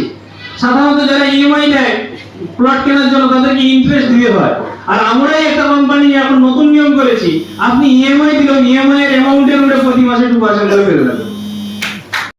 যত মাস জমা হবে তত আমরা টোটাল ফান্ডের উপরে 2% করে ফেলে দেবেন। তাহলে ওই 80% মানুষ যেটা শেয়ার মার্কেটে আসতো না এই সিস্টেমে আসবে, তাহলে আমাদের কমিউনিটি কিন্তু আরো স্ট্রং হবে, এবং যত স্ট্রং হবে কমিউনিটি তত আমাদের রিচ ছোট হতে থাকবে। এটা হতে হতে হতে হতে হতে হতে আজকের দিনে আমরা যে 5 জন থেকে শুরু করেছিলাম 2,20,000 মেম্বার, 2,20,000 মেম্বার আমাদের। আজকের দিনে 2,20,000 মেম্বার তৈরি হওয়ার পর আমাদের কাছে আবার একটা অস্ত্র চলে এসেছে। এইটা হচ্ছে মূল পাওয়ার, যে পাওয়ারটা হচ্ছে ম্যান পাওয়ার। 2,20,000 মানুষ হয়ে যাওয়ার পর আমরা বেশ কিছু প্রজেক্ট হাতে নিয়েছি। কিভাবে হাতে নিয়েছি? যেহেতু এটা সোসাইটির ব্যবসা, সকলের কাছে ওপেনলি বললেও অসুবিধা নেই, ব্যবসার পরিকল্পনা সাধারণত ওপেন বলতে নেই, কিন্তু আমরা একটা প্রথম দিকে মেনে এসেছি যা করবো আমরা ওপেন করব, তাতে যে শিখে ভালো, যে না শিখে ভালো, যে গালি দেয় ভালো, যে না ভালো করে অ্যাকসেপ্ট করে তাও ভালো। আমরা 2,20,000 মেম্বার করার পর আমরা সিদ্ধান্ত নিয়েছি যে আমাদের কমিউনিটিতে ফরেক্স ট্রেডিং করতে গিয়ে সবচেয়ে প্রথমে আমি দেখলাম যে এখানে যে কমিউনিটিতে সবচেয়ে বেশি প্রবলেম এসেছে, প্রতিটা ক্ষেত্রে আগালেই প্রবলেম আসবে, বাধা আসবে, সেই বাধাটা হচ্ছে ব্যাংকিং ট্রানজাকশন। প্রচন্ড পরিশানি হয়, সবথেকে বেশি প্রবলেম ব্যাংকিং ট্রানজাকশন। সেই পরিশানিটাকে থেকে যখন মুক্ত হতে চাইছি তখন একটা পরিকল্পনা এলো যে আমাদের সোসাইটির জন্য একটা স্পেশাল টোকেন অ্যারেঞ্জ করব। একটা ছোট ছোট দেশ যাদের 1 লক্ষ দেশের জনসংখ্যা নেই, তাদেরও তো একটা করে কারেন্সি আছে, তাহলে আমাদের একটা টোকেন তৈরি করব। সেই টোকেনের মাধ্যমে দিয়ে আমাদের যদি লেনদেন হয় তাহলে আমাদের ব্যাংকিং ট্রানজাকশনটা অনেক কমে যায়। সেটা করতে গিয়ে আমাদের মাথায় আসে ক্রিপ্টো টোকেনের কথা। আমরা এসডিএমই ক্রিপ্টো টোকেন লঞ্চ করিনি, পিছনে চলছে, যেটা আমরা 1 মাসের মধ্যে ওখানে আমাদের বিভিন্ন সেন্ট্রালাইজ এক্সচেঞ্জে আমরা লিস্টিং করাবো, এবং এই মুহূর্তে প্রিসেল চলছে এসডিএমই যে টোকেন, সেই টোকেনের আমরা লঞ্চ করতে যাচ্ছি, যে টোকেনের মাধ্যমে আমাদের লেনদেন হবে। এটা করতে গিয়ে একটা এক্সট্রা প্রফিট আসছে, যে প্রফিটটা ওই যে বললাম রূপার আংটি কেনার জন্য সোনার চেন ফ্রি। ওই টোকেন মার্কেটে 2,20,000 মেম্বার নিয়ে এত বড় ইউজ কেস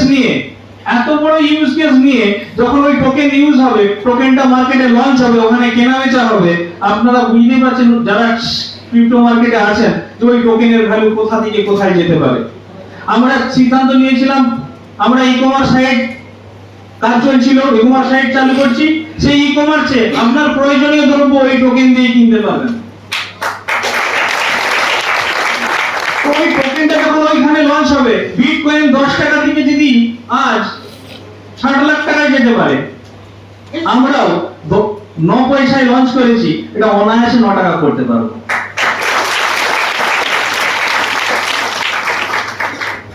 তাই একটা সমাধান করতে গিয়ে যেটা দুর্বলতা ছিল সেটা কিন্তু আজকে আমাদের সবলতায় পরিণত হয়ে গেল। কি করে সম্ভব? এটার জন্য যেটা দরকার ছিল সেটা ছিল আপনাদের সহযোগিতা, মানে আপনাদের কমিউনিটি, মেন এই সোসাইটির কমিউনিটি 2,20,000 মেম্বার। আজকে এই 2,20,000 মেম্বার যারা আছে তারা প্রত্যেকেই এই সোসাইটির সৈনিক। তাদের একটা ছোট্ট ছোট্ট অংশগ্রহণ এই কোম্পানিকে একটা বড় বড় জায়গায় পৌঁছে দেবে। সেই জায়গা থেকে আমরা কিন্তু টোকেনটা যে লঞ্চ করেছি, গোটা মার্কেটে একটা আলোড়ন শুরু হয়ে গেছে যে এসডিএমই কোথায় কিনবো, কিভাবে কিনবো। যদি আমি আজকে 10,000 টাকারও কিনে রাখি, ভবিষ্যতে এটাই 10 লাখ টাকায় পরিণত হবে। যারা এই মার্কেট সম্বন্ধে অভিজ্ঞতা রাখে তাদের সাথে শুধু এই বিষয়টা আলোচনা করলেই বুঝতে পারবেন। অবশ্যই যে কোনো জিনিসে ইনভেস্ট করার আগে সেই বিষয় সম্বন্ধে আগে অভিজ্ঞতা নিতে হবে। আমি বললাম আর আপনি হট করে শুনে নিলেন, সেটা হয় না। অভিজ্ঞতা নিতে হবে, তবে আপনি বুঝতে পারবেন। আমাদের ট্রেনিং আছে। তো এই টোকেনের জায়গাটা থেকে আজকে আমাদের দুটো সমস্যার সমাধান হচ্ছে। একটা হচ্ছে আমাদের ব্যাংকিং ট্রানজাকশনের যে প্রেসার, সেই প্রেসার কমছে। সেকেন্ড নম্বর জিনিস হচ্ছে আমরা কিন্তু এখান থেকে একটা হিউজ গেইন করার সুযোগ পাচ্ছি, যেটা কিন্তু বাইরের মার্কেট থেকে আসবে। শুধু এই 2,20,000 এটা উৎসেচকের কাজ করবে। উৎসেচক মানে কি? যে আপনি একটা গোটা জঙ্গলে একটা দেশলাই কাঠি দিয়ে আগুনটা ধরেলেন, ওই দেশলাই কাঠিটা উৎসেচক, কিন্তু গোটা জঙ্গলটা আগুন ধরে যাবে। তা আমরা এই 2,20,000 মেম্বার নিয়ে যখন শুরু করছি না, যখন এই ক্রিপ্টো মার্কেটে কোটি কোটি মানুষ বসে আছে টাকা নিয়ে, যারা ইনভেস্ট করে তারা শুধু জানবে যে এদের স্ট্র্যাটেজি কি আছে, সিস্টেম কি আছে, কোথায় ইউজ হবে, এটা যখন জানবে না, তখন ওই 1 কোটি মানুষের ইনভেস্টমেন্ট এখানে আসবে, তখনই এটা হিউজ পরিমাণ গেইন হবে। আর এটাই হচ্ছে গোটা বিশ্বের শেয়ার বাজারের নিয়ম, ইকুইটিরও সেম নিয়ম। যেটা ঘটেছে আপনারা নিশ্চয়ই সকলেই জানেন, আদানির ক্ষেত্রে উত্থান পতন হয়েছে ঠিকই, মাঝখানে অনেকে অনেক কথা বলেছে, সবাই চুপ করে গেছে আবার ফিরে আসার জন্য। টোকেন শুরু করেছি, রিয়েল এস্টেট আমরা আগে শুরু করেছিলাম, তার ডেভেলপমেন্টের কাজ চলছে। আমরা সিদ্ধান্ত নিয়েছি প্রফিটের একটা অংশ করে রেগুলার যদি আমি ওখানে শুধু ল্যান্ড, প্রথমে আমরা একটু হতাশ হয়েছিলাম। কেন হতাশ হয়েছিলাম? আমরা ওই প্রজেক্টগুলো শুরু করার পর আজ পর্যন্ত একটাও কাস্টমার পাইনি। রিয়েল এস্টেট নিয়ে যেটা বললাম এত আকর্ষণীয়, কিন্তু আজ পর্যন্ত একটাও কাস্টমার পাইনি। কেন না, তারা একটা জিনিস প্রথমেই চিন্তা করতো, আমি যেটা সমীক্ষা করে দেখেছি, তো প্রথমে বলতো না এখানটা সিকিউর, তাহলে আমি জমিটা আগে রেজিস্ট্রি করে নিয়ে যদি টাকা দিই, তাহলে আমি মোটামুটি আমার টাকাটা তো সিকিউর থাকছে। তারপরে বাড়িতে যে রাতের বেলা ভাবে ওখানে 4 গুণ দিচ্ছে এখানের থেকে, তার থেকে এটাই, এই তো একই ব্যক্তি বলে দিয়ে দেয়। কিন্তু আমার কাছে কিন্তু সেই ল্যান্ডটা আমি নিয়েছিলাম, সেই ল্যান্ডটার ক্ষেত্রে আমার কাছে সুবিধা কি আছে, আমি কিন্তু ওই ল্যান্ডটার ভ্যালু দিনকে দিন বাড়াতে থাকছি। কিভাবে? আমি যে এরিয়াটা নিয়েছি একটা মিনিমাম রেট করে নিয়েছি, নেওয়ার পর আমি তাকে কিন্তু প্রত্যেক মাসে বিভিন্ন লিডারের নামে ছোট ছোট প্রয়োগ বিভিন্ন তাদের কমিশন থেকে আমি রেজিস্ট্রি করতে থাকছি। আস্তে আস্তে আস্তে আস্তে আজকে 100 টাকার জিনিস 200 টাকায় একজনের নামে রেজিস্ট্রি করেছি, ব্যবহার করেনি, 2 মাস পরে সেটা 400 টাকায় রেজিস্ট্রি হচ্ছে, 2 মাস পরে 800 টাকায় রেজিস্ট্রি হচ্ছে, তারপরে 1000 টাকায় রেজিস্ট্রি হচ্ছে। জায়গা কোথাও ব্যবহার হচ্ছে না, আমার প্রয়োজনও নেই জায়গা বিক্রি করার। ওটা হতে হতে হতে হতে ওই ল্যান্ডের ভ্যালু কোথায় গিয়ে পৌঁছাবে? দাঁড়াবে তো এক সময় 1000 টাকা দাঁড়াবে তো 1 বছর পরে, যখন একটা 200-2000 এর প্লট আছে একটা রিয়েল এস্টেট প্রজেক্টে, 2000 এর মধ্যে 200 প্লট আমি বেশি দামে আমার অফার করেছি, গিফট করেছি লিডারদেরকে, বেশি দামে রেজিস্ট্রি করেছি, ওই এরিয়াটাকে ঘিরে দিয়েছি, ওই এরিয়া ডেভেলপমেন্ট করেছি, রোড করেছি, ড্রেন করেছি, সেটার দাম দাঁড়াবে কি দাঁড়াবে না 1000 টাকা? যারা জমির ব্যবসা করেন যথেষ্ট বোঝেন। তো আমরা কিন্তু ওখান থেকে একটা কোম্পানির যদি ল্যান্ডটাও পড়ে থাকে, কোম্পানির কিন্তু একটা ব্যাকআপ তৈরি হয়ে থাকে। আমরা সেই সিদ্ধান্ত নিয়েছি যে আমরা ট্রেডিং করতে গেলে যে মিনিমাম রিস্ক আমরা বলেছিলাম, আজকে ওই ব্যাকআপটা আস্তে আস্তে আস্তে আস্তে বাড়তে থাকছে। ওই ব্যাকআপটা ধীরে ধীরে বাড়তে থাকছে। একদিন এমন হবে যে এখানে আবার 100 টাকা ট্রেডিং হচ্ছে, 100 টাকা আবার এখানে ল্যান্ডে ব্যাকআপ থাকছে, আবার 100 টাকা টোকেন থেকে এসেছে প্রফিট। তো আমরা আস্তে আস্তে যে টাকাটা ট্রেডিং করবো আমার কমিউনিটিতে, সেই টাকার যদি 5 গুণ আমি ব্যাকআপ রেডি করতে পারি, সেটা 6 মাস পরে আমি বলতে পারবো কি পারবো না যে জিরো রিস্ক ম্যাক্সিমাম গেইন? বলতে পারবো তো? তো আমরা সেইগুলোই সিদ্ধান্ত নিয়েছি। কখন নিয়েছি? তখন ওপেন করেছি যখন আমাদের ব্রোকিং হাউস, নিজেদের ব্রোকিং হাউস হয়েছে। আমাদের ব্রোকিং হাউস নিয়ে অনেকেই নানা রকম সন্দেহ প্রকাশ করবে আমি জানতাম, তাই আমি প্রথমেই ওয়েট করেছি। দীর্ঘদিন ওয়েট করার পর আমরা আমাদের নিজেদের ব্রোকিং হাউস নিয়ে এসেছি। সেখানে সুবিধা কি হয়েছে? আমরা কিন্তু ওপেন করেছি একদম দুবাইয়ে গিয়ে, যেখানে 300 ব্রোকার হাউস নিজেদের স্টল দিয়েছিল একদম মেন এক্সপোতে। সেখানে আমাদের এক্সপো স্টল হয়েছিল, ছোট্ট স্টল বসেছিল, কিন্তু গোটা অনুষ্ঠানটাই আমাদের নামে হয়ে গিয়েছিল। কারণ এখান থেকে আমি 270 জন লোককে নিয়ে গিয়েছিলাম। 600 জন টোটাল মানুষ হয়তো ওখানে আমন্ত্রিত ছিল, তার মধ্যে 270 জন ছিল আমাদের এখানকার। আর সন্দেহের জায়গা কোথায় থাকবে? সেখানে যখন আমি ওপেন করেছি সন্দেহের জায়গা কোথায় থাকছে? তো আমি মেইন জায়গায় গিয়ে ওপেন করেছি, সন্দেহ হলে ওখানেই তো ক্লিয়ার হয়ে যাবে। তারপরে আমরা কিন্তু আমাদের ব্রোকিং হাউসকে আমরা কিন্তু বিভিন্ন জায়গায়, ইউকে, সিঙ্গাপুর, অস্ট্রেলিয়া, এখন 3টে জায়গায় প্রমোশন শুরু করেছি। যারা ওখানে আমাদেরকে নিজেদেরকে ট্রেডিং করে নিতে হবে না, ওখানে ওনারাই ট্রেডিং করবে। আমাদের ব্রোকার হাউসের মূল ইনকাম হচ্ছে ব্রোকারেজ। আর যারা ট্রেডিং করে জানেন, যারা একটু বেশি ট্রেডিং করে, যে ওটা ডেইলি ট্রেডিং যারা করছে একটা ব্রোকার হাউসের আন্ডারে, যতজন ডেইলি ট্রেডিং করে তারা যতটা প্রফিট বুকিং করে, লস প্রফিট করে যেটা প্রফিট হয় তাদের, তার থেকে বেশি ইনকাম করে ব্রোকারেজ, ব্রোকার হাউস। তো আমাদের বুকিং হাউসকে আমরা প্রমোশন করতে করতে আমরা সেই জায়গায় নিয়ে যেতে চেয়েছি। আমরা চেয়েছি 2024 সালের মধ্যে আমাদের বুকিং হাউসের টোটাল ডাইরেক্ট যারা ট্রেডিং করছে তাদের সংখ্যা যেন মিনিমাম 3 লাখ হয়। তার জন্য পরিকল্পনা আছে। 1 লক্ষ মানুষকে টার্গেট নিয়েছি 6 মাসের মধ্যে এডুকেশন দেবো। 1 লক্ষ মানুষ 6 মাসের মধ্যে এডুকেশন নেওয়ার পর ওই 1 লক্ষ মানুষ আমার ব্রোকিং হাউসে ট্রেডিং করবে। ধরে নিলাম 10,000 লোক করবে না, অন্য ব্রোকিং হাউসে করবে, কিন্তু 90,000 মানুষ তো ট্রেডিং করবে। এই 90,000 মানুষ যদি $1,000 নিয়ে প্রতিদিন 1 লাখ করে ট্রেডিং করে, আমি আইবি কমিশন ডিস্ট্রিবিউশনের পরেও আমি বলে দিচ্ছি আমার এখান থেকে মিনিমাম 20 থেকে 25 কোটি টাকা প্রতিদিন রোজগার হবে ব্রোকারেজ। 3 লক্ষ মানুষ হলে সেটা কত হতে পারে?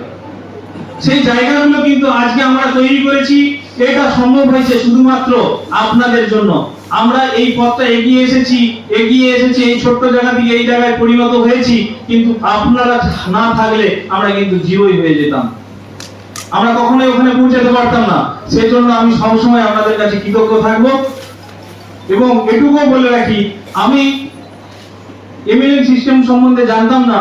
আজকে আমি বিভিন্ন অভিজ্ঞতা হয়েছে, সব থেকে বড় অভিজ্ঞতা হয়েছে আমাদের এই সেপ্টেম্বর অক্টোবর মাসে। যারা আমাদের সঙ্গে ছিলেন তারা জানেন, আমি এক সময় নিজেও হয়তো খানিকটা হতাশ হয়ে গিয়েছিলাম, কিন্তু আমি দেখেছিলাম এবং অনেকের মুখে শুনি এই হচ্ছে প্রথম কোম্পানি যে কোম্পানিতে 98% মানুষ সবচেয়ে খারাপ পরিস্থিতির সাথে ছিল, পাশে ছিল। তাহলে সেই সমস্ত সোসাইটিকে নিয়ে আমরা কেন সবার সেরা হতে পারবো না?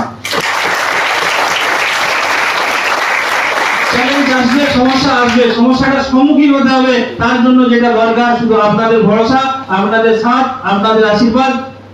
আর এই মার্কেটের সবথেকে বড় যেটা শত্রু সেটা হচ্ছে আতঙ্ক, কেওয়াস, ভয়। আর সেটা আসে এডুকেশন না থাকার জন্য। তাই আমরা পরিকল্পনা করছি, বারবার বলছি, যতটা সম্ভব এডুকেশন যদি মানুষকে দেওয়া যায় তাতে ক্ষতি হয় না, তাতে কোম্পানি লাভই হয়, তাতে কোম্পানি আরো দৃঢ় হয়। আমি যখন প্রথম কোম্পানি শুরু করেছিলাম, আমি তার আগে এসব জানতাম না। একজন অভিজ্ঞ বয়স্ক মানুষ এসেছিল, আমাকে জিজ্ঞেস করেছিল যে আপনি এমএলএম শুরু করেছেন কেন? আপনি বলছেন সিকিউর, বহু মানুষ তো সিকিউর জিনিস এরকম করে এসেছে, এতদিন আছে, তাহলে বহু সিস্টেম চলে। আমাদের যেটা মূল প্রশ্ন করেছিল এটাই যে আমরা জন্মাচ্ছিও নেটওয়ার্কের সিস্টেমে, এমএলএম সিস্টেমে। বাবা থেকে আমরা ভাই, বিভিন্ন ভাই, তারপরে আমাদের পর আরো সংখ্যা বাড়বে, বংশ বিস্তার হচ্ছে এমএলএম সিস্টেমে। সমস্ত কিছু চলছে পৃথিবীতে, সমস্ত কিছু চলছে এমএলএম সিস্টেমে, সমস্ত সিস্টেমগুলো থাকে, শুধু এই ধরনের কোম্পানিগুলো বন্ধ হয়ে যায় কেন?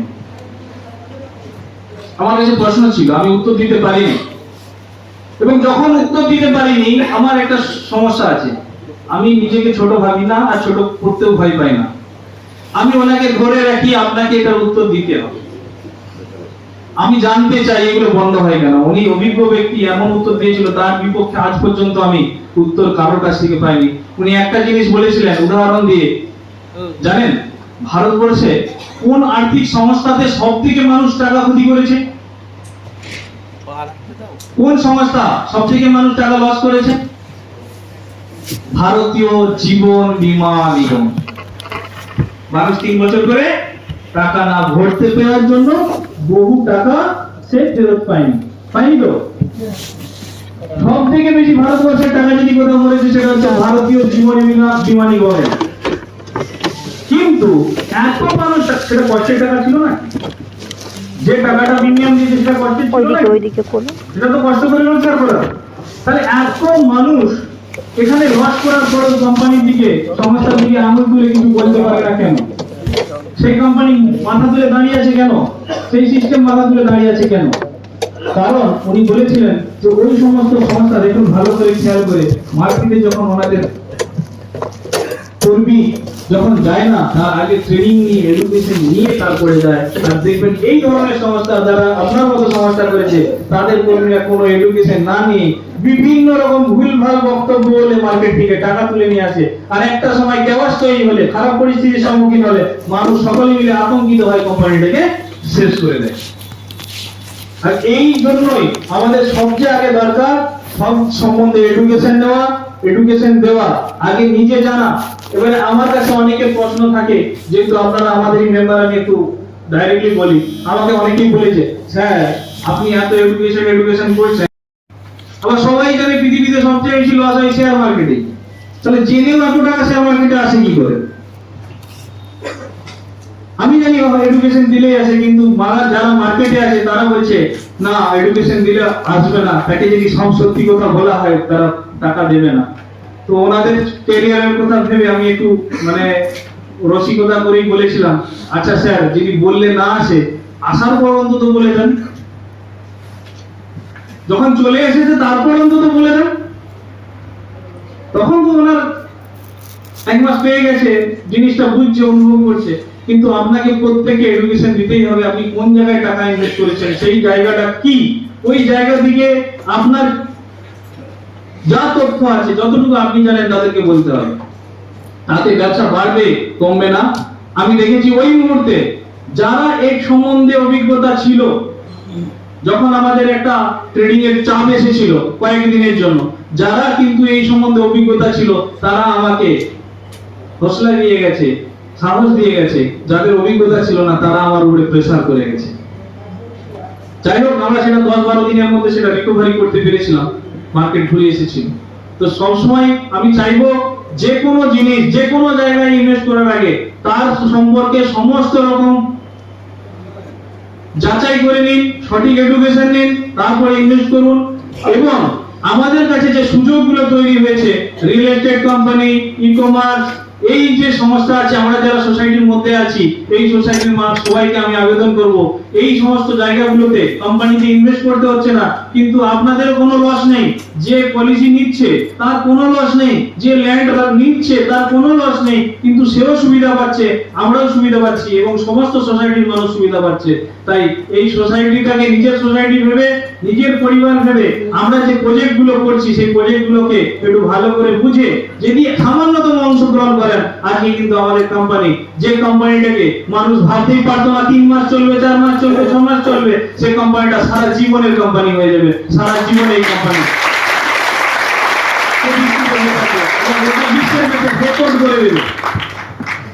আজকে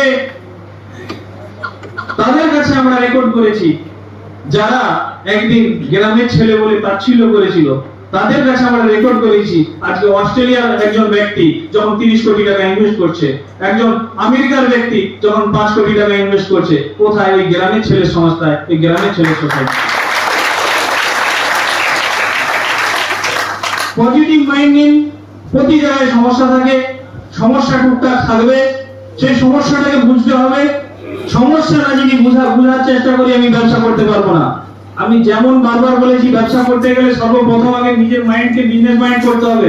আর এখানে এমন কারো স্থান নেই যার মাইন্ড বিজনেস মাইন্ড নয়। তাদের জায়গা ওই ইন্স্যুরেন্স আর এতে আমাদের রিয়েল এস্টেট প্রজেক্টে বিজনেস মাইন্ডের আপনি হয়ে যাওয়ার পর আপনি বিভিন্ন পদমর্যাদায় থাকতে পারেন, বিভিন্ন যোগ্যতা সম্পন্ন হতে পারেন, কিন্তু আমি বারবার একই কথা বলবো, আপনার অভিজ্ঞতা অনেক বেশি, কিন্তু ফরেক্স মার্কেটে ট্রেডিং করতে গেলে আপনি নিজেকে যতক্ষণ না ব্যবসায়ী হিসেবে প্রতিষ্ঠিত করতে পারছেন ওখানে পা ফেলাতেও পারবেন না, ওখান থেকে প্রফিট তো দূরের কথা, ওই অংশের জায়গায় ঢুকতেই পারবেন না। সবচেয়ে আগে যেটা দরকার নিজেকে ব্যবসায়ী হিসেবে প্রতিষ্ঠিত করা। আর আমাদেরকে ছোটবেলা থেকে শেখানো হয়েছে এমন ভাবে যে ব্যবসায়ীরা চোর, এটা চরম মিথ্যে কথা, চরম ভুল কথা। ব্যবসায়ীরাই পরিষেবা দিচ্ছে বলে আমরা এত আনন্দে সুস্থভাবে বেঁচে আছি। তো ব্যবসায়ীর দিকে খারাপ চোখে না দেখে নিজেকে ব্যবসায়ী হিসেবে প্রতিষ্ঠিত করুন, এবং দেখুন যে সমস্ত দেশের সরকারের ব্যবসায়ীরা রয়েছে তারাই কিন্তু অনেক আগে বেরিয়ে গেছে, যারা কিন্তু বেশি কানাঞ্জিরে করেছে, অনেক বিপদ ভেবেছে, তারা কিন্তু একটা জায়গায় রয়ে গেছে। তো সবসময় নিজের ছেলে মেয়েকেও সবাইকেই বলবো যে আমি বাচ্চা ছেলে জ্ঞান দেওয়ার জায়গায় নেই, কিন্তু আমাকে যেটা করা হয়, আমি এক সময় সব থেকে বেশি নেগেটিভ ছিলাম, শেয়ার মার্কেটের সব থেকে বিরোধী আমি ছিলাম। কেন আমি দেখতাম আমার বাবা আমার পরিবারের দিকে খেয়াল না করে নিজে শুধু ট্রেডিং নিয়ে ব্যস্ত থাকে, প্রতিদিন লস করে, তারপরেও সে মুখে হাসি দিয়ে আবার পরের দিন ট্রেডিং করে। তখন আমি বিরোধী ছিলাম, কিন্তু যখন আমি বুঝতে পারলাম যে আমি ট্র্যাডিশনাল মার্কেটে আমরা যখন বিল্ডিং ম্যাটেরিয়ালসের ব্যবসা করি, হিউজ পরিমাণ ধার দিতে হয়, সেই টাকা ফিরে আসে না, ভোর 5টার সময় দোকান খুলতে হয়, যেটা শেয়ার মার্কেটে আমাকে কাকু 1 টাকা ধার দিতে হয় না, হিউজ পরিমাণ ধার ব্রোকার হাউস থেকে পাওয়া যায়। কোনোদিন শেয়ার মার্কেটে কাকু ধার দিতে হয়েছে? হিউজ পরিমাণ ধার ব্রোকার হাউস থেকে পাওয়া যায়। আবার ভাবুন, আপনার যখন খুশি আপনি তখন শেয়ার মার্কেট ট্রেডিং করতে ঢুকুন, আপনাকে যে কোনো টাইম ভোরবেলায় দোকান খুলতে হবে না। সবথেকে পজিটিভ যেটা নেই, আপনাকে কাস্টমারের জন্য সকালবেলায় গণেশ ঠাকুরে ধূপ দিতে হবে না। কাস্টমার দরকার হয়, আপনার যে কোনো শেয়ার কেনা আছে, বেচার জন্য কাস্টমার খুঁজতে দিতে হয়, 1 সেকেন্ডে বেচতে পারে। তাহলে এত বড় সুন্দর সুযোগ যেখানে আছে, সেখানে আমরা কোথায় ছাপাই করছি? আমরা সাধারণত ছোট ছোট ব্যবসায় বেশি রিস্ক নিয়ে করছি। আমি আবার বলবো, যারা চাষ করছে তাদের যা রিস্ক তার থেকে অনেক বেশি কম রিস্ক শেয়ার মার্কেটে। তাই নিজেদেরকে ভালো করে, নিজের ফ্যামিলিকে সকলকেই শেখান। অনেকে বলছিল, আমরা এই কিছু আমাদের সদস্য আছে, অনেকে বয়স্ক মায়ের নামের আইডি ছিল যারা র্যাঙ্ক অ্যাচিভ করেছে ভালো, তাদের নামেও আমরা এডুকেশন করিয়ে দিয়েছি। তো সেখান থেকে আমার কাছে অভিযোগ এনেছিল, স্যার আমার মায়ের বয়স 70 বছর, সে শিখে কি করবে? শেখার কোনো বয়স থাকে? কে আছে এমন সব শিখে গেছেন? শিখে কিছু না কিছু সুবিধা হবে। যেটা সব থেকে বেশি মানুষের চাহিদা, কোনটা চাহিদা? টাকা। আর শেয়ার মার্কেট টাকা ছাপানোর মেশিন। তো সেটা শিখতে কোথায় লজ্জা, কোথায় প্রবলেম? শিখবো না কেন? 70 বছর হয়ে গেছে তো কি হয়েছে? তার মাথা থেকে তো কোনো না কোনো যুক্তি বেরোতে পারে। আমি অন্তত তার মাথা থেকে একটা যুক্তি পেতে পারি। একটা ছোট রাস্তায় যেতে যেতে একটা ছোট ভ্যানওয়ালাও তো আমাকে এমন কোনো যুক্তি দেখিয়ে দিতে পারে যেটা আমার কাজে লাগবে। তো আমি তার মাথায় কেন নেবো না? তাকে কেন ভরসা করছি না সে শিখে কিছু করবে কিনা? তো আমাদেরকে সবাইকে সব জিনিসটা পজিটিভিটি নিতে হবে, পজিটিভ ভাবে নিতে হবে। কমিউনিটি হিসেবে আমরা সবার থেকে সেরা, সব দিকে দ্রুত গতিতে এগোচ্ছি, এবং 2 বছরের মধ্যে, 2.5 বছরের মধ্যে আমরা প্রমাণ করেছি এই মুহূর্তে এসডিএফএক্স ইন্ডিয়ার মধ্যে যত এমএলএম কোম্পানি আছে সব থেকে 1 নম্বরে আছে। ভবিষ্যতে এই কোম্পানি গোটা পৃথিবীর মধ্যে 1 নম্বরে যাবে। এই সাহস, এই ইচ্ছা আমার আছে, ত্যাগ স্বীকার করার যোগ্যতা আমার আছে, এবং আপনাদেরও আছে সকলকে সাথে নিয়ে চলার। তাই আমি বিশ্বাস করি একদিন আমাদের কোম্পানিও আমার যে আদর্শ, আমি যাকে আদর্শ ভাবি, কে কিভাবে জানি না, আমি তাকে আদর্শ ভাবি এলন মাস্ক, যে একটা মানুষ একটা দেশকে চ্যালেঞ্জ নিতে পারে, রাশিয়ার মতো দেশকে যে ভয় ভয় আমেরিকা, তাকে চ্যালেঞ্জ করতে পারে, তার মতো আমি একদিন হওয়ার চেষ্টা অবশ্যই করবো। পারি আর না পারি, কিন্তু আমি চেষ্টা অবশ্যই করবো। বড় কথা অনেকেরই লাগবে, অনেক বড় কথা ডায়লগ বাজি অনেকেরই লাগবে, কিন্তু আমি বারবার বলছি, সেই আগের দিন আমাকে প্রমাণ করতে অ্যাওয়েট করতে হয়েছে যে ছোট্ট একটা গ্রামের কোম্পানি একদিন বলবে গুড মর্নিং সমস্ত দেশের মেম্বার তৈরি হবে। আজকে 30টা দেশের মেম্বার তৈরি করে দেখেছি এবং এখানে কথা দিয়ে যাচ্ছি একদিন কিন্তু সেই জায়গা তৈরি হবে। ধন্যবাদ সকলকে বলবো ভালো পজিটিভ মাইন্ডে নিন বিজনেসটাকে এবং এই বিজনেসের আইডিয়া আপনি আপনার সংসারে আপনার পরিবারে যে কোনো জায়গায় ইউজ করতে পারেন। আর আমি আগেই বলে গেছিলাম এই আইডিয়া ইন্স্যুরেন্স কোম্পানির এই আইডিয়াটা কিন্তু আমাদের দেশ থেকেই পেয়েছে। আমাদের দেশে কোথায় ছিল আগে পুরানো দিনে সবার একান্নবর্তী পরিবার ছিল তো একান্নবর্তী পরিবারই ইন্স্যুরেন্স আইডিয়া। সেখানে কি হতো কেউ জজ সাহেব ছিল, কেউ উকিল ছিল, কেউ মাস্টার ছিল, কেউ পুলিশ ছিল, কেউ চাষি ছিল, কেউ ব্যবসায়ী ছিল, কেউ পঙ্গু ছিল। পঙ্গু ছেলেটা কোনোদিন খাবারের অভাব হয়নি, সেই জায়গাটাই ইন্স্যুরেন্স কোম্পানি তৈরি করেছে, সেই জায়গাটাই মিউচুয়াল ফান্ড নিয়েছে, সেই জায়গাটা আমি অ্যাকসেপ্ট করেছি, সেই জায়গাটা আপনারা নিজেরাও যদি অ্যাকসেপ্ট করেন ফ্যামিলির ক্ষেত্রে হোক যে কোনো জায়গায় হোক সেটা কখনোই আপনাদের ক্ষতি করে যাবে না। এই আইডিয়া সব দিন সবাইকে উপকারী দিয়ে গেছে, কোনোদিন ক্ষতি করবে না। ধন্যবাদ। আজকের মতো আমি এখানে শেষ করছি।